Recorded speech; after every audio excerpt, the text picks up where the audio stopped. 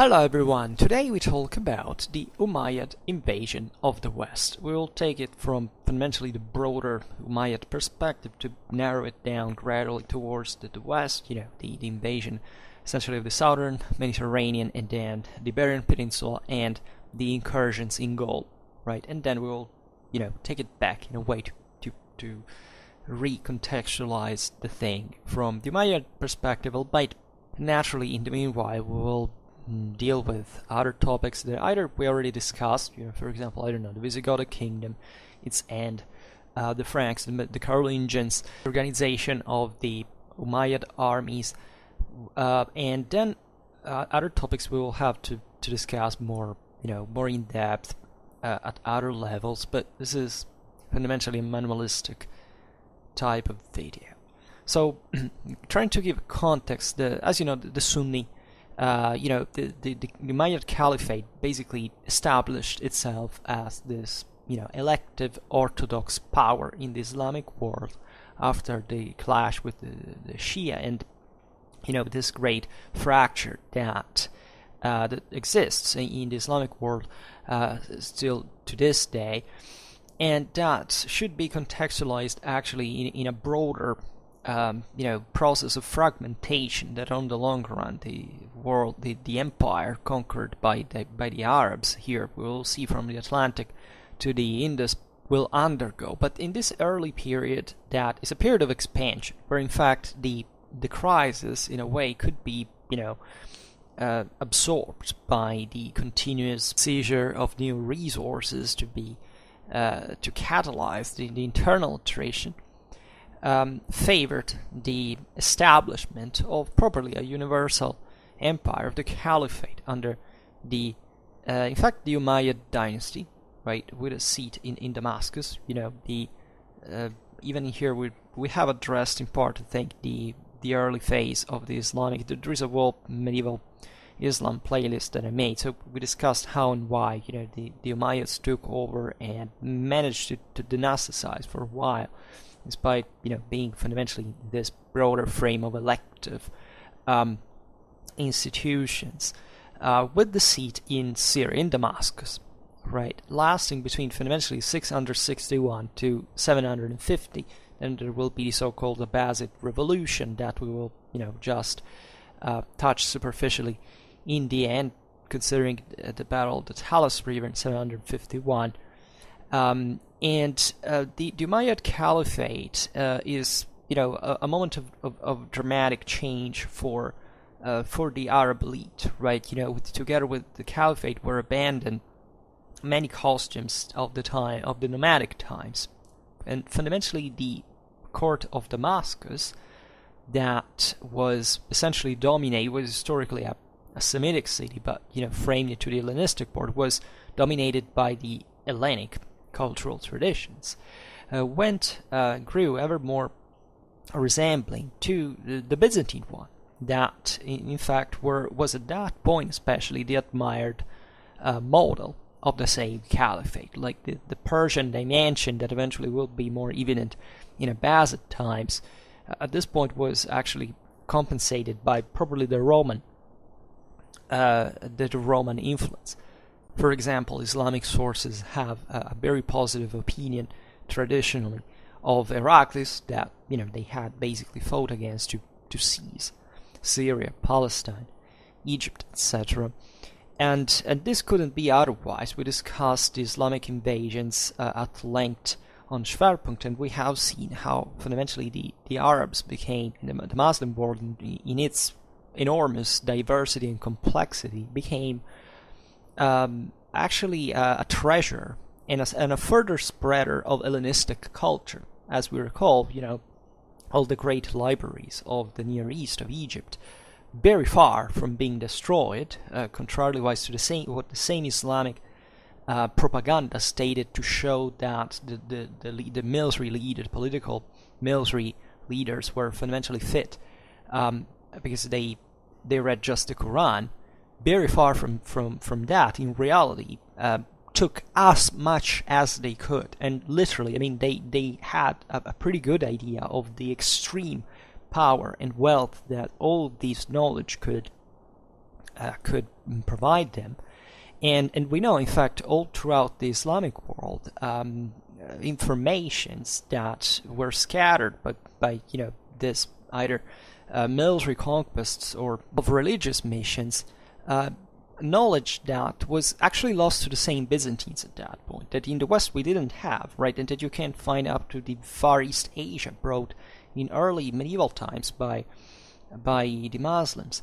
And we're talking about something that we share actually a lot. Think about Alexander's epic, that is the single greatest hero in Muslim literature in that time.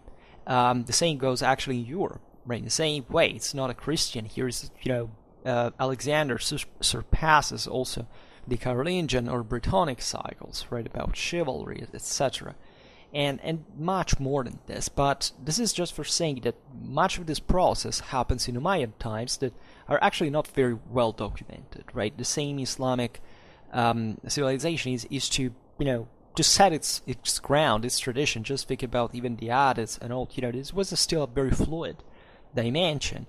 And in fact, during Umayyad times, there was the creation of a Muslim art and literature that were very close actually to the eclectic tradition of Byzantine culture, which entailed, for example, a certain laxity in the same matters of the Islamic faith. For example, the prohibition of representing animatic beings that had been particularly rigorous was largely bypassed in the Umayyad iconic tradition. And under the Umayyads, Islam spread towards the east up to the Hindu Kush, the Aral Lake, talking about Kabul, Samarkand, while in the west were subjugated all northwestern Africa, the Maghreb, and the same Iberian Peninsula, excluding, let's say, the northernmost part of it. And we will be talking about this today at length. After that Syrian Palestine had been conquered by the Arabs between 633 and 640, and Egypt between 639 and 646, the Syrian and Egyptian sailors had embraced the new faith, or they had, however, put themselves at the service of the followers of the Prophet. Right? In 649, a chief destined to the caliphate, the governor of Syria, Muawiyah ibn Abu Sufyan, who was cousin of the Caliph Uthman and future founder of the same Umayyad Caliphal dynasty, attacked Cyprus in 652. There was also some, modest raid in Sicily, island that still at this point was in the area dominated by Constantinople. And 3 years later, the Battle of Damascus, this major naval battle not far from the coasts of Lycia, marked the crisis of the Eastern Roman thalassocracy. Right, and in this battle was defeated the same Basileus Constans II, that, in spite of the fact that he was at the head of a fleet of 500 ships. The break of the Roman thalassocracy in the Mediterranean is one of the most important turning points in early medieval history, because up to that point the Muslim had fundamentally remained a land power, and culturally speaking they wouldn't change much, right? But seizing these major coastal centers with all the arsenals, the crews, all the the people who knew how to man these ships that were largely Christian, right? Was the turning point in the Mediterranean, the breaking of the Mediterranean political unity, if you want, that actually did not stop in spite of the warfare that was triggered by the crisis at all. Things like trade, like actually the arrival of Islam boosted once again the third continental trade, now that was passing much more speedily in a much broader area, encompassing several regions at this point, once again into the Mediterranean. We made actually videos about the Saracens, about their role, what fundamentally flipping the the now old and absolutely unpresentable theory according to which the second invasions brought to the deepest crisis ever. Actually, Especially in Mediterranean, this seems to not have been true at all, especially considering what the northern Mediterranean underwent during these centuries and came out with, right, which is a massive naval military capability that eventually will be able to take over the same Saracen piracy. And if these peoples had been just a bunch of destructors, things would have gone very, very differently. This is really another chapter, but this is just for saying how it's very difficult, and we will see it even with gold, for example, how we can't really talk about properly a Christian versus Muslim clash, right? Also because the piracy that was operating, look at the Eastern Mediterranean as the West, actually contained from both sides, both Christians and Muslims at the same time. So the whole picture, the counterposition, as you think, is irreconcilable. History is not a monofactorial system, and pretending it to be so, it's simply not knowing anything about history in general. If you think about it in this context, well, try to give a check about what these cultures actually were, right?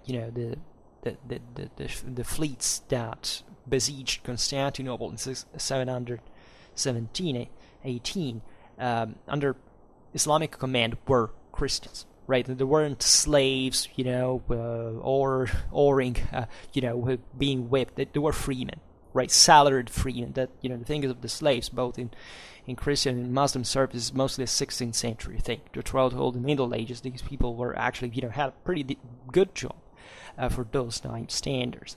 And this should make us reflect also on how and why the Islamic invasions happened in the first place, because telling the truth, which is that the conquered regions had opened the gates to the Arabs, right? And there is no question about it. We know it, and also when there was a resistance, of course, this was still countered by other elites that were the ones that eventually came to make a career in the Islamic domination and started to rule from regional entities that fundamentally had always been something on their own, right? The same Islamic world fragments fundamentally on the base of these pre-existing powers that fundamentally went on in a different way, but simply still ruling in their own homes, right? So the question here is, like, if you've never been acquainted to the idea, please go check that out, because this is a massive historiographical acknowledgement since generations and has nothing to do with personal opinions anymore. But also, we discussed this in the, mostly you find in Medieval Islam playlist, but it's associated also to other videos. I don't remember now, but it's practically how the whole thing was possible, and all the infrastructures and manpower, labor force, etc., that fell in the hands of the Arabs here, or the Arabicized elites, that the main gluing factor was just Islam as such, were the ones that rendered these invasions replicable, right? And that's what they went on, and this could open to lots of other interpretations to what these invasions actually were, especially in the first phase. And now we'll try also to at least scratch the surface of this question. But what we concentrate today on, as we have established, is the western route of expansion, right? The Arabs fundamentally secured this Near Eastern and partly Middle Eastern area, including Egypt, and eventually they consolidated Egypt, and eventually they went on in the west, following the coast, right? And there is not much you can do. I mean, from one side there is the sea, from the other there is the desert, so there is this long corridor that brought them to the ancient Roman province of Africa, right? That the Arabs called Ifriqiya, right? That's the Arab name for Africa, after all. It's today's, comprehended fundamentally today's Tripolitania, Tunisia, and Algeria. The thing varied over time, because these were provinces that the Romans also changed. Sometimes they bore the name in the areas that pre-existed, that in the past were narrower. But anyway, and the Ifriqiya had been invaded by the Muslims in 647, but it's only since 663 that the Byzantine and especially Berber resistance began to fade, right? The Arabs distinguished in the area that they were conquering now three, let's say, socio-ethnical elements.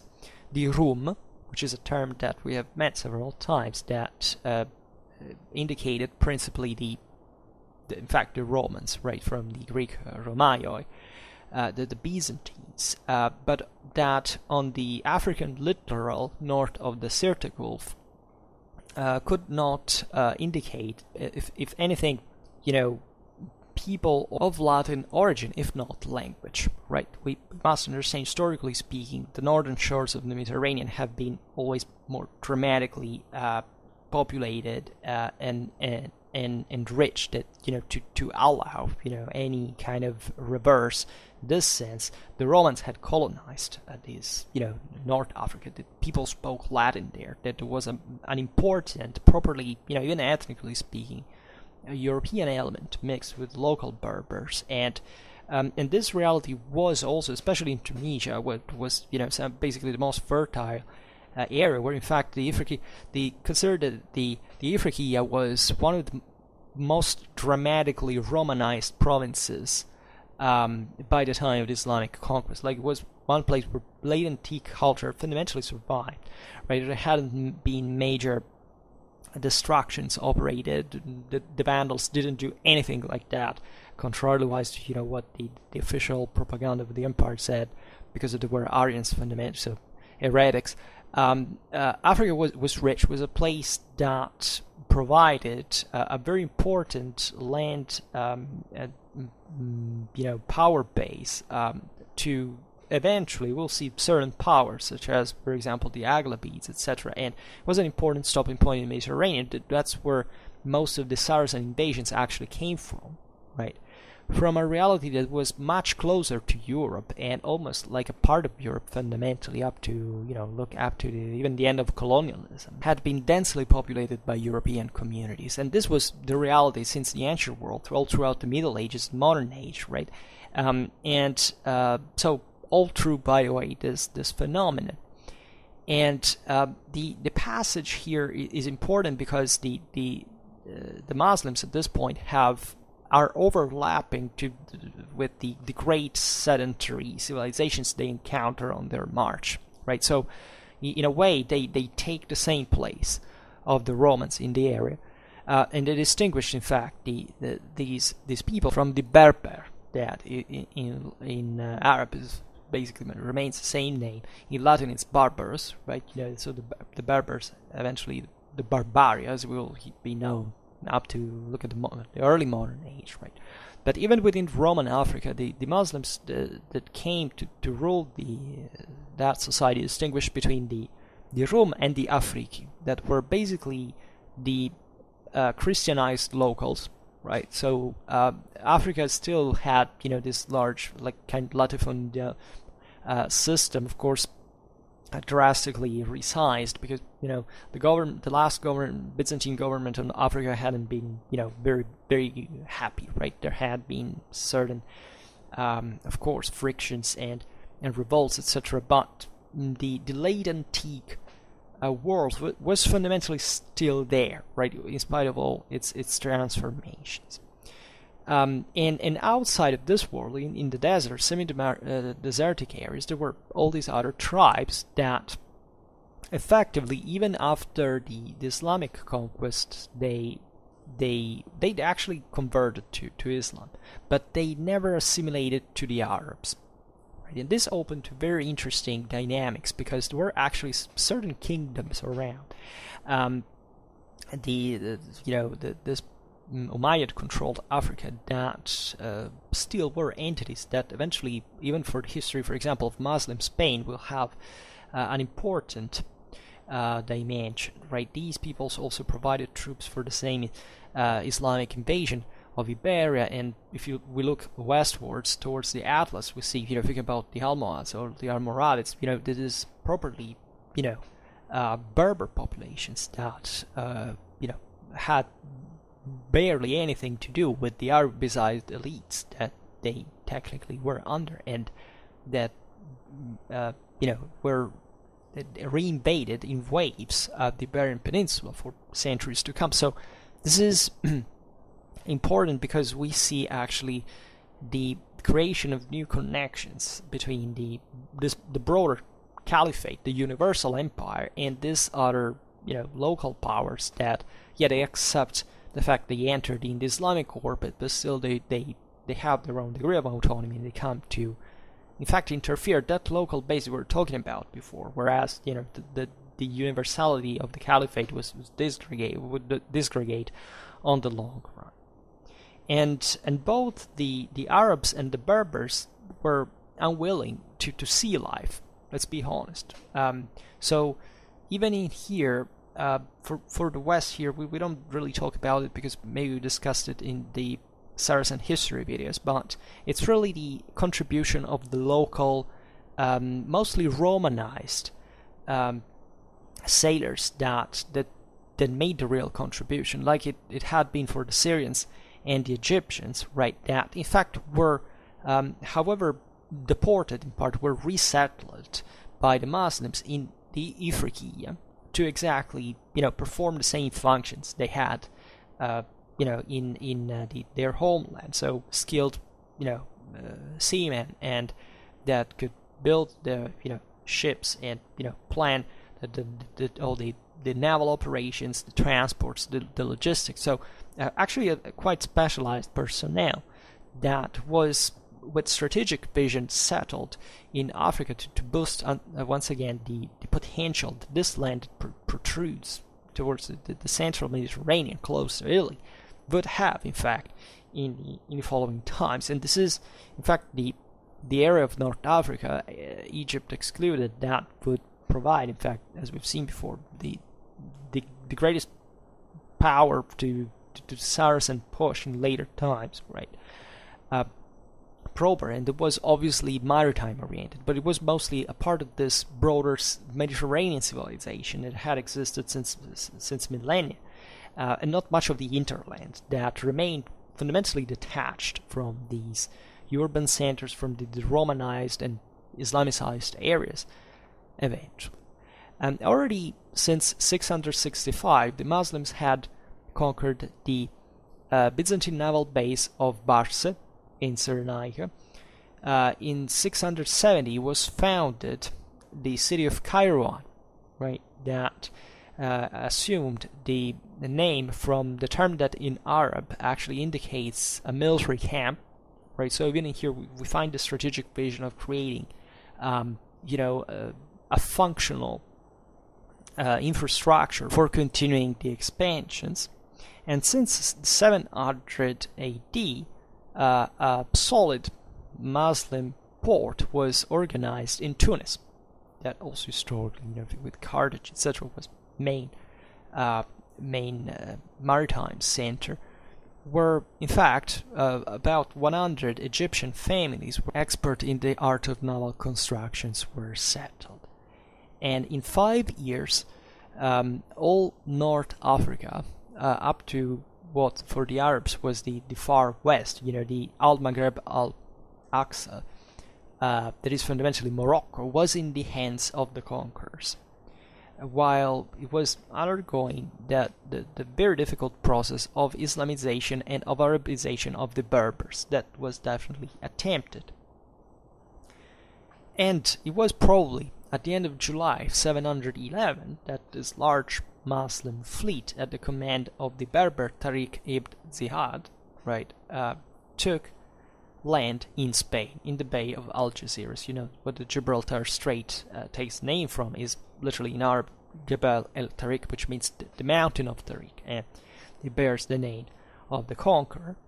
And in 710 the bay had already been raided, so basically this was also a planned intention, and the Arab Berber forces that invaded Spain amounted up to 10,000 men, right? And most of them were actually North African troops, right? So this is interesting because it already shows you here where were the Arabs, who would, what was the, force that the level of coercion that the Arab conquerors could enforce on the whole North Africa, given their own endemic base, almost don't exist. But evidently there was the capability of, bringing together all these groups that said, under these commanders, under these, broader system, this broader empire that is expanding towards the west, we can push towards this rich lands. The Muslims defeated the Visigothic king Roderick on the road between Algeciras and Gades, right? The Battle of Guadalete was, basically the end of the Visigothic, the unity of the Visigothic kingdom. It actually had always been strained. We made a video on the Visigoths, and in general we summed up the reality of this kingdom that had a very loose central authority. The kings, on the long run, at the beginning it was actually a force to be reckoned with, but the local nobility had managed to take over, and through the councils of Toledo, this main ecclesiastical council that actually represented the interests of the same nobility that made up the same bishops, and to stamp the royal power that didn't exceed much, like many miles out of Toledo, the capital. It was mostly this, you could define in anachronistic terms as a Castilian reality, settled in the center of Spain. The south had been Byzantine for a long time, and eventually had gradually absorbed by the Visigoths. That was the richest area where actually the same Umayyad Caliphate would take root in.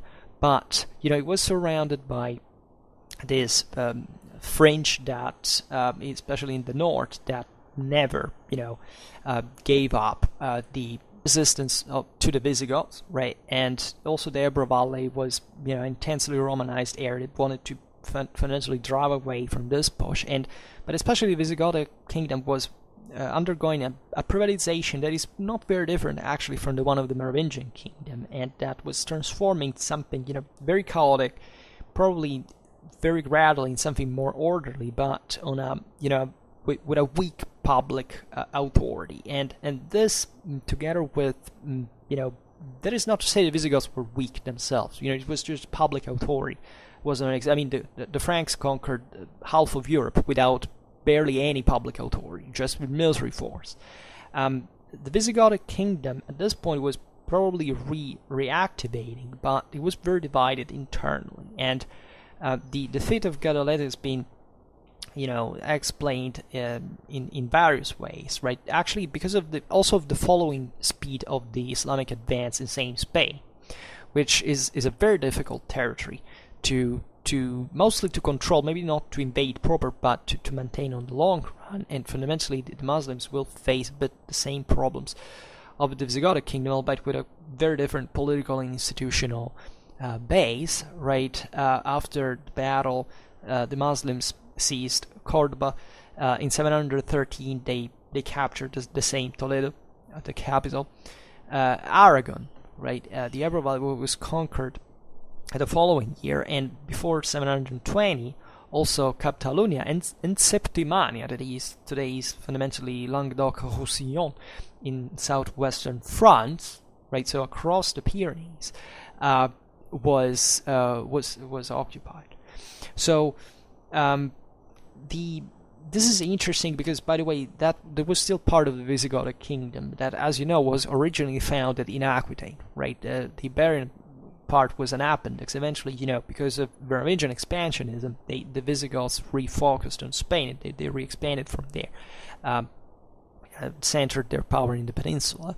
But this southern stripe, on the Mediterranean coast of Gaul, had remained under consistent Visigothic influence. Fundamentally, the Muslims took their own place even in there. So it was a very swift advance, and this rapidity of what the Arabs now came to call Al-Andalus, that they had learned to call like this in Africa, while it was still thought to as the land of the Vandals, that had eventually, they had been in southern Spain, in fact, before eventually passing in Tunisia, was such that in order to explain, that there is been a lot of different factors that altogether can actually give an efficacious explanation. As in parts, it's been assumed, for example, the role of the Jewish populations. Like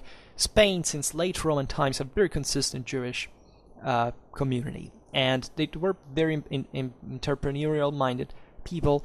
They were especially scattered along probably the southeastern coast of Spain, so they were much into maritime trade, right? So these were the areas that also the Byzantines had held for a longer time, and the Visigothic legislation was very harsh against the Jews that were oppressed, probably the worst way compared to other areas in Western Europe. Very similar along the Byzantine lines, which is that the Visigoths were fundamentally trying to imitate, but that also had probably more local interest to enforce in general. The Jewish communities instead prospered under the Islamic domination. They were basically, before the Italians, for the revival of intercontinental trade from the Mediterranean, were the first community. And they played actually an important role of connection of Spain with Africa, also with the Indian Ocean and so on. Then there is another element of the Visigothic kingdom that had always remained part of the fringe, which were the old Arians, right? The religious dissidents that had been converted forcibly by the Visigothic monarchy to the Roman Christianism, but that thought otherwise because of the older ethnic beliefs of the Visigothic people, of course, with a commixtion of paganism, etc., burning under the ashes, right?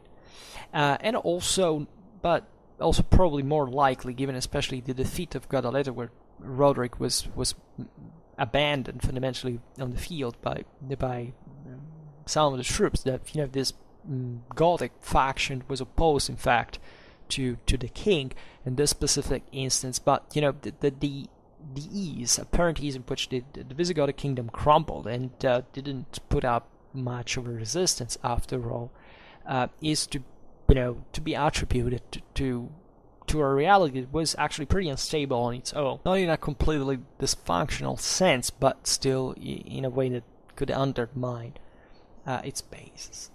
And after having occupied Narbonne in southern Gaul, the Muslims showed up in front of Toulouse. That was basically the major center. Southwestern France had been the previous Visigothic capital back in the day. Now it was part of the broader power of the Aquitanian dukes that were framed under the Merovingian. At this point, yes, namely Merovingian, but the Carolingians were gradually taken over, and they also conquered Nîmes and Carcassonne in 725. So basically, they pushed, they consolidated this area closer to the Pyrenees and pushed further west in Provence proper, right?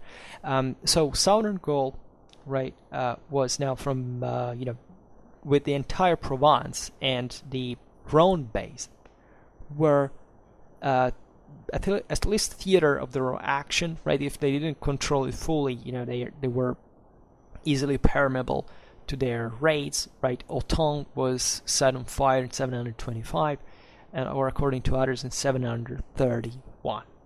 But this was a very important blow to especially the Franks, because the Rhone Valley was, as you know, one of the major highways of international trade, right? It connected essentially France with Italy, and was one of the major veins for trade flow and riches. We're talking about important products come from far away, where actually the same Muslims exported from. So by infiltrating these areas, they counted on monopolizing also the European trade traffics. Now, much has been speculated, like what were the Muslims up to technically, and what they hoped to do. Some say that the idea. Now, the Muslims were actually obsessed with rightfully so, with Constantinople. Like, their main goal was to basically take it, and these are the same years of the failure of Constantinople. So these incursions have been seen even as a possible Western route to reach Constantinople, which, ideally speaking, think about the geographical notions of that time, was, even put forward, at least as an idea. Naturally, the situation is much more complicated, and we can't say, naturally, what the broader picture really was, because these incursions weren't now the major Umayyad push anymore, right? They were part of this same incredibly rapid and incredibly quick Islamic advance in the Iberian Peninsula, but now, they were starting to bog down, and most of these raids started coming from the frontier areas of the same Umayyad power in the Iberian Peninsula that, as we will see in a while, wasn't completely conquered. So these peoples came from Saragossa, from these entities that will remain always on the frontier, even of the Reconquista, etc. And the other major player in the area at this point was this resurgent Frankish power, right? From Spain to Septimania, this area of southern Gaul, as we've seen, where the Frankish namely dominated at the beginning of the 6th century, because technically, these were lands they had, except from, probably Septimania was still Visigothic. Also here, namely, these were areas of frontier. Nor the Visigoths, nor the Franks had ever actually controlled fully these areas. They had as monarchies, at least. Local communities were, they were fundamentally part of the same. They were intensely Romanized areas, first of all. So there were also communities that had important contacts with Italy, with Constantinople. They saw themselves even as reasonably as autonomous. They didn't like central power very, very much, right? They often rebelled to central power, especially in the Visigothic kingdom, and the Franks were, as we have seen, reviving very gradually after they had been split for generations, essentially in 4 different kingdoms in the north, and at least centered more towards the north. And we won't be digressing on Frankish history, but more or less what we're talking about. If not, there's an entire playlist dedicated to it. And we can say that at this point, even since the beginning of the 6th century, where the Franks had defeated the Visigoths at Poitiers and they had seized Aquitaine to them, this major chunk, effectively, of coastal plains of the Atlantic watershed, right, from the Loire to the Pyrenees, right? So an important chunk, right, were, namely brought under the control of the Merovingian dynasty. And these were areas that were, at least the Atlantic watershed wasn't particularly Romanized per se. It was mostly the Mediterranean watershed to be Romanized. And the Atlantic one was dominated by the Dukes of Aquitaine that had reached this point a consistent power extending even across the Pyrenees towards the south. But generally speaking, the political and social, let's say institutional and social structures were weak, right? Were fluid, right? And this is also why the Muslims managed, with certain considered expeditions to break through, to have such an easy game in the region. There weren't enough. Think about the times here. We're talking about the beginning of the 8th century. So Europe is quite slowly starting to revert that trend of contraction that had characterized the previous centuries, right? So there aren't many resources to be spent, but especially in southern Gaul, there isn't much of the same. There isn't a really institutionalized power. This is a broader periphery of the Frankish world. Even if ethnically speaking, these are different peoples. They are, as we've seen, Aquitanians. They're Burgundians. They still manage their own business, but formally under the the Frankish domination. Therefore, these are normally the best ways in which great powers come to clash, right? Even with proxy war, that, as we will see, will be dominant for centuries in the area. But the world picture is also related to the ecclesiastical policy of Europe. This time, Rome had gained a great importance over time, especially in this broader connection with the Franks. Right, there is this axis between fundamentally Rome and the Frankish monarchy that was in many ways the continuation of the Frankish-Roman alliance in imperial times, right? And that had to do, especially, these are the times of iconoclasm. So the popes are struggling against the Byzantines that are confiscating all their lands in southern Italy, and there is a great coming closer of the Franks and Rome. And the Bishop of Rome, Gregory II, that was actually very careful about how the situation was changing. I mean, imagine, after centuries of relative stabilization, sees this, power coming out of the blue, literally, and, taking over all the system and starting to push into Gaul. Right here, the Umayyads are really, as we'll see now, really trying to see if there is a potential breakthrough. I mean, it would have not been strange in their view to manage to break through whatever, that they found along the way. It was really a matter of, seizing all the fortresses and controlling the surrounding countryside. As long as it worked, they would keep doing that.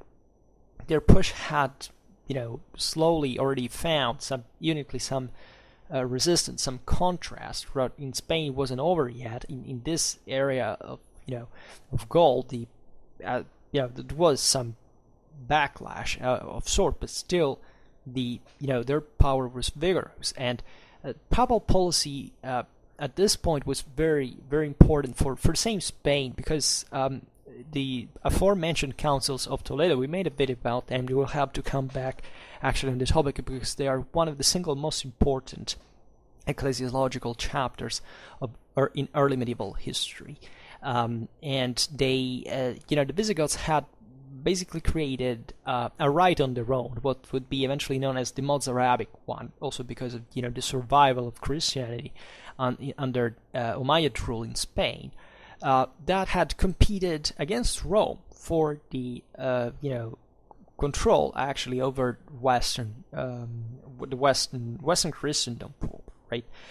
In pre-Carolingian times, as we will see, that this all the in 2 generations, essentially the Pope will crown, well, maybe not 2 but 3, but already the trend now.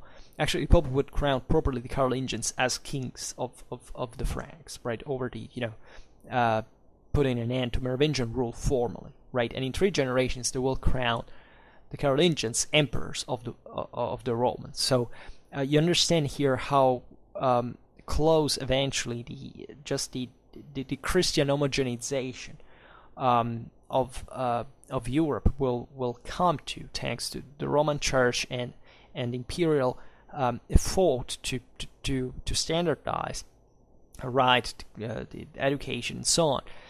But so actually the Islamic invasion of Spain had disintegrated, of course, all these Visigothic ecclesiastical institutions, and relegated the Christians of Spain mostly either under the control or towards the north.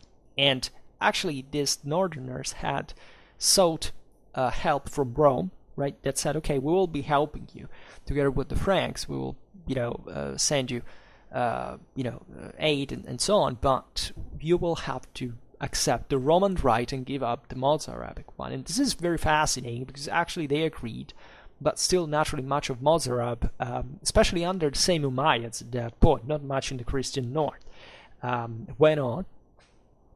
So the Pope actually had a great interest now to control the situation, not just because Italy could be next theoretically, and we know how fundamentally the same empire. I mean, the Roman Empire in southern Italy was now, as we've seen, in contrast with the papacy, but eventually, Sicily will be lost at some point. The Saracens will swarm even in the southern part of the peninsula. So The same basilicas of St. Peter and St. Paul will be ravaged during the Carolingian domination in the Kingdom of Italy, and this will come, next in a different context, because actually what we know as the Saracens, properly as we were saying before, was something different from this bigger, regional power of Umayyad Spain that will start consolidating at this point. There were, different realities that were naturally, on the same page at many levels, but they were still, operating differently. And at this point, we are in the first stage of the advance, so nobody knows how the thing will go. The Franks are threatened themselves, and at least further expansion, and having this, now stable presence in Gaul, which is still a possible reality, right? So the Franks and the Pope are very, very close at this point, and they care very much to the firstborn sons of the church, that were the Franks, according to his words. And he encouraged at this point Otto, Duke of Aquitaine, that was one of the greater rulers actually in Western Europe at the time. He was, as we've seen, formerly under the Merovingians. However, that he was in front line at that point, because the Muslims were swarming in his own territory, to resist in 721 against the Muslims in front of Toulouse, right? And by title of eulogia, he sent also some textiles that had served as a cover for the altar of Saint Peter, and these were, cut in fragments and swallowed literally by the Christian warriors, in a parasacramental function before going to war. And think about, even we're in at the beginning of the 8th century, Gaul, right? So this is a situation like these people were barely Christianized. We know it. The Carolingian clergy didn't even know how to read Latin. They basically, reinvented the whole text because the meaning, because they had literally no idea of what it meant. So paganism still, it didn't burn under the ashes, but was still, for momentous in the way. So we don't have to be so surprised by this fight. And the same is true actually from the Muslim side, right? In the meanwhile, as we have seen, the Saracen conquest of the Iberian Peninsula had not been total, right? This is mostly a territorial reality, right? Spain is freaking huge. Like, if you take the Iberian Peninsula altogether, it's larger than France. It's like this massive plateau crossed by some major rivers, all these fortified centers. In the north, you have the asperities of the Pyrenees and of the Cantabrian Mountains. And that's exactly the areas that, areas that were fundamentally still barbaric in nature. I mean, these lands would have been under half of a millennium and a Roman domination. Basically, not much had changed, right? They were still always on the fringe. This is partly of the Celtic fringe of Europe, telling the truth. Because these areas were Celtic barren back in the day. They had actually a lot of contact, a lot in common with places with Brittany and even the British Isles and Ireland, Wales. There had been this, that there is an Iberian influence in the British Isles, historically speaking, from an ethnical point of view. And they had always been out there on their own. Right, the Visigoths, as we have seen, had never been able to put them under control. They had created a sort of militarized frontiers with properly, fortresses and other strongholds to try to counter the continuous raids. By the way, these peoples in turn launched into the Iberian heartland from the north, and this is where some hotbeds of Christian resistance against the Muslim domination actually spread, right? And consider here that, like, there is not a proper border. Like, you can't say, here, like, the Umayyad domination begins and here stops, right? The idea is whoever exists can beat it. And there was a point in which theoretically the whole Iberian Peninsula was brought under the Muslims, but still these communities resisted sword in hand. And there was a lot of interesting cultural blending in the process, because as we've seen, these people were not Visigoths, but there were also many Visigoths who took refuge in these areas. Pelagius, for example, was a Goth himself, organized in the Asturias in 720, a principality that basically 20 years later would have transformed into, in fact, the kingdom of the Asturias, most famous, that is basically the base of the future Castilla y León, right? And that it would place its capital in a city of new foundation, Oviedo, where it been founded in 760, right? And the Basque Navarrese people that had fought instead against the Visigoths didn't join. They knew how to maintain their own independence, even in this situation. And therefore, during, let's say, the third, fourth decade of the 9th century, was organized between the Galicians, the Cantabrians, and the Asturians, with the support of a handful of Visigothic warriors that had taken refuge to them. This small principality of Navarre that would have become actually a kingdom, as you know, roughly one century later. And from the Asturias, Navarre, and northern Aragon would have eventually started, backed in fact by the Franks or the Frankish world at that point, and the papal help, the Christian Reconquista, right? And this all, naturally, there would be a lot to talk about this, but it's important to stress that the Umayyad power concentrated mostly in the south of Spain. It was by far the richest, more advanced, more urbanized. They created properly a state, like something like the Byzantine one, like with a real state, a bureaucracy, a permanent army, right? It wasn't easy to govern as a wall, but that was properly a civilization. Latin Germanic Europe didn't have anything like this. It was rather developing alongside the vassalatic beneficiary system, and yet by the 8th century that we have not yet finished to discuss, it had produced this major military power, mostly military power, as a matter of fact, of that was expressed by the Carolingian power, by the Carolingian conquest, the re-expansion in the same Frankish world, and out of it eventually, in this case, coping with an external threat, right, that would have eventually even entered the same Spain, creating the Spanish mark in Carolingian times, and eventually fragmenting again, but leaving Europe with this peculiar political and social system that gave, on the long run, greater fruits than what the same Islamic tradition of essentially Roman style legacy did not, right? We made a video comparing the Carolingian and the Abbasid empires, and we have seen how on the long run actually Europe managed to the vassalatic beneficiary system reshaped Europe from the basis in many ways, and on the long run this thing eventually exploded, right, in terms of growth of production, etc., whereas the Islamic world by the end of the 11th century underwent fundamentally a crisis that was also exploited by the same Europeans. Think about the Crusades, or etc. So now this is complicated, not pertinent to today's topic, but it's food for thought on how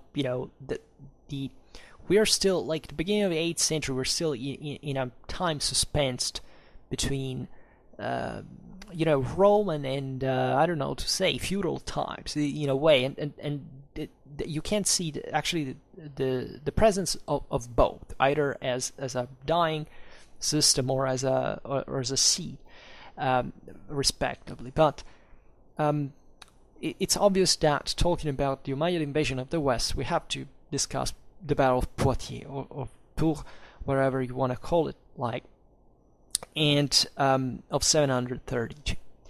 So We never actually made a video about the Battle of Poitiers, so at some point we'll have to deal with it more in detail. And we have discussed it in some other video en passant, but never, expressing much of a broader judgment on it. Now, as you know, probably, the Battle of Poitiers has, or Tours, if you prefer, at least in English historiography, it's called as Battle of Tours. But has assumed this dramatic significance in Western historiography. Now it's been redimensioned for reasons that many people interpret the way they like. This is the point I'm trying to make, in the sense that the importance of Battle of Poitiers is being probably overly emphasized and downsized, excessively over time. Like it's difficult in perspective, especially when considering the Islamic invasions of Europe and looking at political parallelisms, or whatever people like to weaponize history for. There's always this embarrassment of saying, what is that? Are we really talking about history, or are we making political propaganda? So on Schwerpunkt, I try to offer a obviously not much of a moderate balance, but actually trying to be an objective judgment on the thing. So fundamentally, to make it simple, today we recognize the historiographically the objective value of the Battle of Poitiers, but still, I would say in popular culture the opinion swings between two extremes. Like the first one is saying, okay, the Battle of Poitiers it basically halted. It prevented the Islamic invasion of Europe. Now, this is historically non-real, right? This is not factual reality, right? That thing would have not happened, even if the Muslims had won at Poitiers. And on the other side, you find, say, Poitiers was just a skirmish, right? It was not important. It was, kind of a secondary battle that is eventually being exalted by the nationalistic historiography, and it's not important. That's not historical reality either, right? And the reality stays in the middle, and it mostly has these two meanings, right? First of all, what we're talking about, what it is. The master of palace of the Merovingian kingdom of Austrasia, Charles Martel, defeated the Muslim army, right, in 732, or as others say, actually in 733, and bringing to the myth that we have roughly sketched in here. From one side, we must give that, of course, the battle was objectively very important, right? It was really a major engagement for those time standards. It had important strategic consequences. It basically prevented Aquitaine to be brought under Muslim rule, to the creation probably of another local potentate, like the one that had been formed in Saragossa, for example. And even if this is kind of debatable, right? These expeditions had the character of major raids overall, and even if they maybe didn't aim properly at the settlement in some areas, they of course were aimed at maintaining certain strongholds, at causing infrastructural damage to a system that by the 8th century didn't have much ways to recover on the long run, and hopefully to meet in open ground the major enemy forces and crushing them, and therefore opening far and wide to further expansion and destruction in this context that at that point would have become essentially a frontier. The battle objectively would have not led at all to the Islamization of Europe had it been won by the Muslims, but probably would have created a big fracture in Gaul. It would have compromised the stability of a substantial area, especially of Neustria. Fundamentally, it was just next door to Aquitaine through the Loire Valley, and it could have created more difficulties to the Carolingians at that time to consolidate power, to form an effective response. But objectively, the Franks at that point were undergoing from probably the Frankish earthland, systematization of the kingdom, and to basically reestablish it on sounder basis, and with this ever larger political and military clienteles that are the same ones that were fielded the Frankish army at the Battle of Poitiers and that defeated the Muslims. The battle is tactically interesting. It actually shows the importance of both cavalry and infantry at that time. The Franks having very strong, both very strong arms in that regard, and proving this impetus of cavalry was transforming gradually in a greater shock power in this literal ice wall, as it described by the sources of infantrymen that withstood the Islamic attacks, and that actually were complemented by the same Muslims. Like the Muslims were admirers, if you want, of both the Romans and the Franks. They acknowledged the capacity of these peoples, and they realized, of course, who they were dealing with. So also for them it wasn't actually easy to even take up the challenge and say, now we go there and we will have it easy, we'll conquer all of Gaul. No, that's something never crossed their mind. But evidently they knew the difference that it could make to defeat a Carolingian army on the field, and to, in order to consolidate their positions, to hopefully, reestablish now this the Spanish-based power in Aquitaine, right, now under Muslim rule.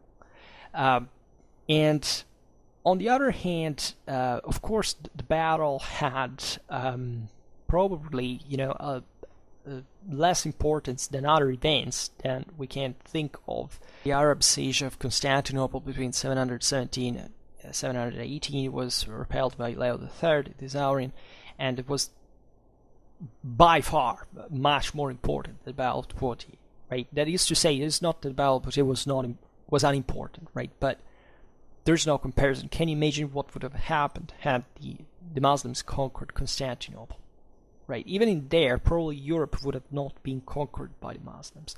But it means, the collapse of in terms of sheer, political consequences all over Europe. It would have changed the history of the world forever. In a way, the Battle of Poitiers simply could not, right?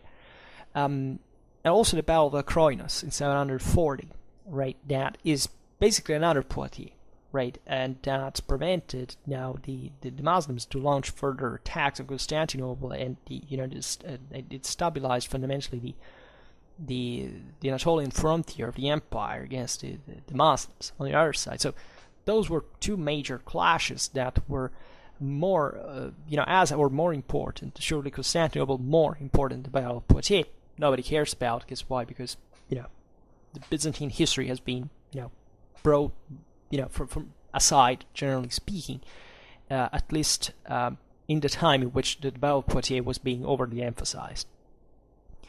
There is another aspect, though, that aside from the importance of the Battle of Poitiers itself, shows you how relative its outcome could have been in terms of broader strategical consequences. Because aside from the myth, we have to keep in mind very significant events that happened even after it, right? Such as the one of the Berber chieftain Munuz or Muzura, that basically settled across the eastern Pyrenees in Sardinia and married a daughter of the Duke Odo of Aquitaine, right? So one of the major Christian champions of Gaul actually married his own daughter to a Muslim ruler, and that was literally settled now next door to him. And before he was defeated, however, in 729 by the Emir of Cordoba, to whom he had rebelled, which already shows you, by the way, here we are in the same years. Basically, it was 3 years before Poitiers. And what does this mean? Well, it means that the Caliphate of Cordoba was already established as such, and already this broader frontier within the same Caliphate was fragmented, right? Because already these guys in the north were actually the ones that launched the attacks in Gaul, were now essentially creating principalities on their own, compared to the Muslim rule, right? There was already this impetus. The Visigothic kingdom had been conquered, not even 20 years before, but the situation was already fragmented, right? And in fact, the Caliphate of Cordoba always had difficulties even to control directly, right? In terms as a centralized power, this other principalities, especially of the northeast. There's another example too in southern Gaul of the Duke of Provence, Moraunt, that in 734 literally opened the gates of Avignon to the Muslims, right? The reality is, and we have addressed it in the Saracen history videos, that actually, even if the Franks won at Poitiers in 732, the Muslim presence in southern France ended only in the 11th century, right? There were different waves, because actually in Carolingian times, the Franks managed to secure this, especially the Septimanian corridor, like with the creation of the Spanish mark in the south, so that it was like a bottle neck to of the Pyrenees that was safeguarded, and the mark of Barcelona and all the territories that remained Christian as a Christian bulwark against the Umayyad power. But the Saracens, as you know, actually settled in southern France, and they even came to rule in the area. And many Christian powers there, cities mostly, actually were better off with them than with under the Carolingians, and by the way, were disgregating. So actually, as we were saying before, there was literally, Muslim rule in southern Gaul up to the 11th century, and always threatening, by the way, as far as Germany. Like the Rhine Valley was raided by the Saracens, the Piedmont was raided, the other areas of Gaul also had. But even in here, what's the point, basically? The fame of Poitiers has overshadowed the immediately subsequent years that showed that Muslim raids in Gaul kept going on, right, without any way actually bringing to any systematic or definitive territorial conquest of the Muslims across the Pyrenees, right? That is important, because objectively Poitiers might have brought that to happen, but by 734, Avignon, as we have seen, was occupied. Arles was sacked, and so the entire Provence was raided. In 737, Burgundy was reached, right? And here we are entering Central Europe fundamentally, and there was an enormous quantity of slaves that was raided and deducted to Spain. And Charles Martel, that had defeated the Muslims at Poitiers, had to resume his campaigns actually in the south of Gaul between 736 and 739. But the whole situation there was extremely complicated, because as we've seen, certain local communities were, actually even acting together with the Muslims, because they were, framed now, even aside from the sheer participation to the right, etc., but they were entering now even in a broader trade system that stretched from the Atlantic to Central Asia, and they were starting to see the benefits in there of the thing. The very south of Gaul, probably the coastal area, that was very far objectively from the Frankish heartland. Right, there was no way even to fundamentally control the sea from there.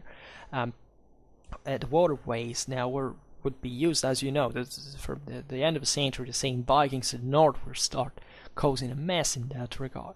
So this transversal alliances, this broader game, based on betrayal fundamentally, was the norm in the region, was dramatically fragmented. right? The southern Gaul was not like northern France, where more or less were these major seigneuries, or at least land bases of power. These were all, more urbanized areas that followed, the line of along the line of the previous Roman city districts, and they were fundamentally more like city-states, right? There were certain, of course, rural lords and so on. So, but it was like a more fragmented reality, right?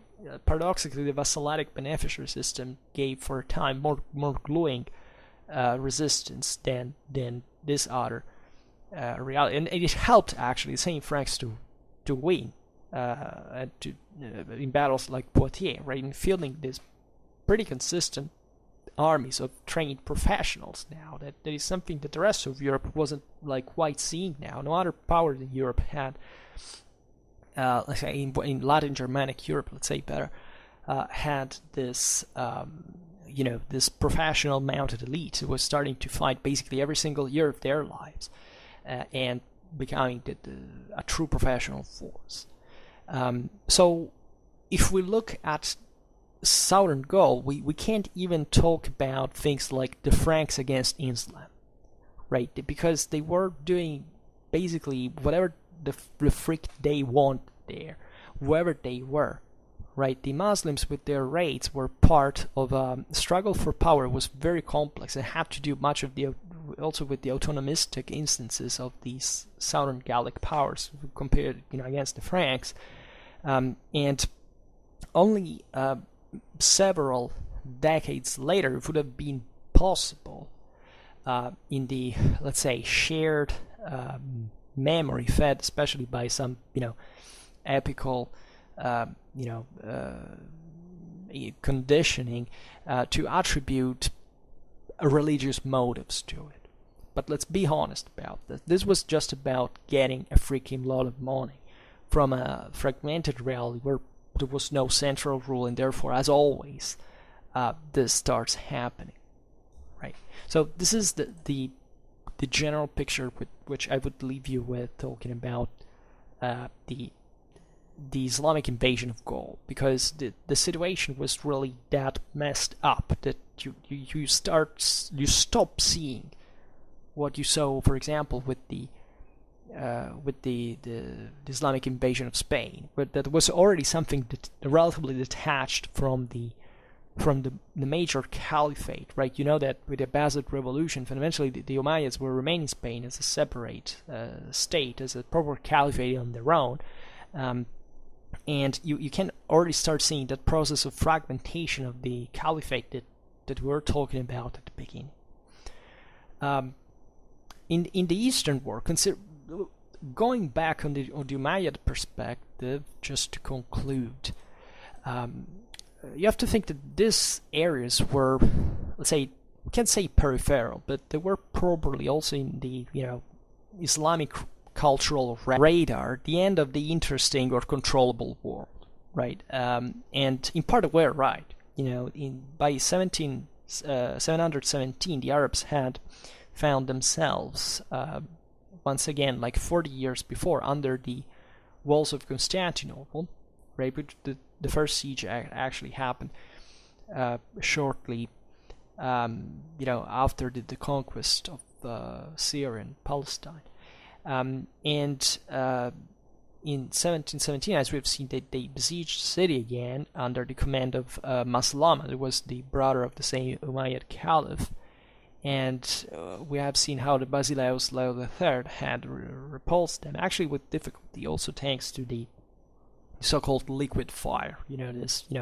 Projectiles constituted by containers of terracotta or glass filled with naphtha and therefore inflammable, the so-called Greek fire as we came to know it. But broadly speaking, from the eastern side of the Islamic world, in the first 15 years of the 8th century, there had been a major expansion. The Islamic governor of Mesopotamia, Hallaj, had subdued the Khwarezmians, right? He crossed the Oxus, the Amu Darya river, and occupied Bukhara and Samarkand. It would become some of the major trade centers of the Islamic world throughout all the Middle Ages, right? And they reached actually Balochistan, right? So we're up to Pakistan, right? All these area that is had been part of actually the Persian Empire that had crumbled at Nineveh against the Roman push. They had disintegrated, but fundamentally would reabsorb also Islamic culture and give it back so much of Persian elements, especially during the Abbasid times, as we were saying before, that it's as if it took it over once again. And the Persian Empire, this is the point, had for centuries kept in check the Romans and dissolved just like snow under the sun, right? And therefore the Islamic invasions now expanded in a territory that became extremely complicated, but once again easy to push through at the beginning. So much, in fact, that the Muslims reached up to the river Talas, where in 751, now under the Abbasids, became theater of victory of Islam against the Imperial Chinese Tang army, right? That was brutally defeated and allowed, quite importantly, the definition of, first of all, it basically, gave the who there, and, which side had to, belong to the other.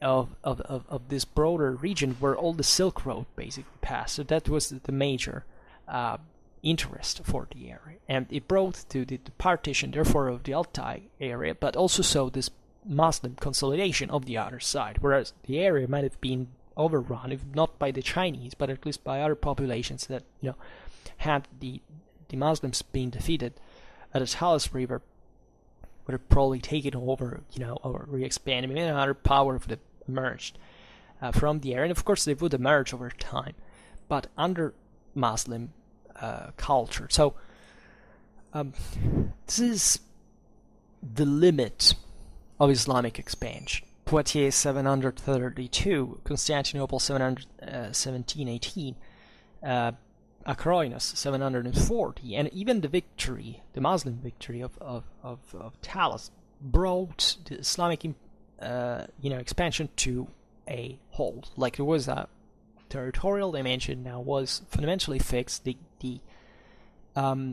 Islamic push was halted, right? And it would halt itself. Like, it's a bit like it would happen for the same Carolingian Empire as it would happen for other powers. Like, this thing could not overly expand. And therefore we have to read also in events as the Battle of Poitiers and in the following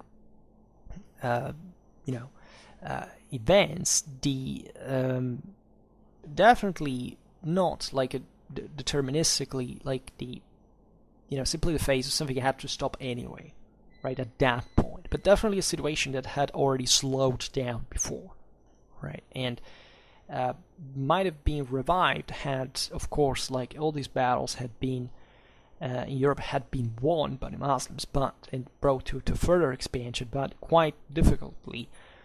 The system might have held for long, because fundamentally the same caliphate began to crumble from the within. And we've seen it even before Poitiers. We've seen it even before Constantinople. We've seen it in the history of Islam, the first days, first generation. So actually, I leave you with like a few evaluation overall, but I promise we'll come back on the topic, because the topic is naturally very important, but also it has to take in consideration the local realities. If you don't speak of them, you can't fundamentally think the thing in all its shades and its real dimension. So that you can't think that, I don't know, hadn't the Franks defeated the Muslims in Poitiers, I don't know, Scandinavia would have been Muslim like the next generation. No, it would have not happened, right? There was all, even if slow, rudimentary system that, in Francia, in Central Europe, in Italy, with the Byzantine Empire, with, other realities in I don't know, in the Balkans, for not talking about the broader outskirts. Think about Britain, think about Scandinavia, think about the Slavic world broadly meant, would have probably absorbed the thing, would have stamped it, and of course it would have been much more difficult than how things eventually went to get rid of the Islamic presence in the area. But still, the picture would have not been so dramatic, right? Not even if Vienna had fallen in 1683, you would have found the Ottomans on the Thames, right? But this is the point, right? Every system has its limits. We're not talking about absolute physical realities that can stretch from a continent to another without consequences. Look at what happened at the Caliphate in a few generations, and you'll see what would have happened in Europe, where in another as well. So, and this, we could talk about this perspective also culturally speaking, like how Christian, or however, how something else compared to the rest of the world Europe was starting to feel at that time, is also controversial, because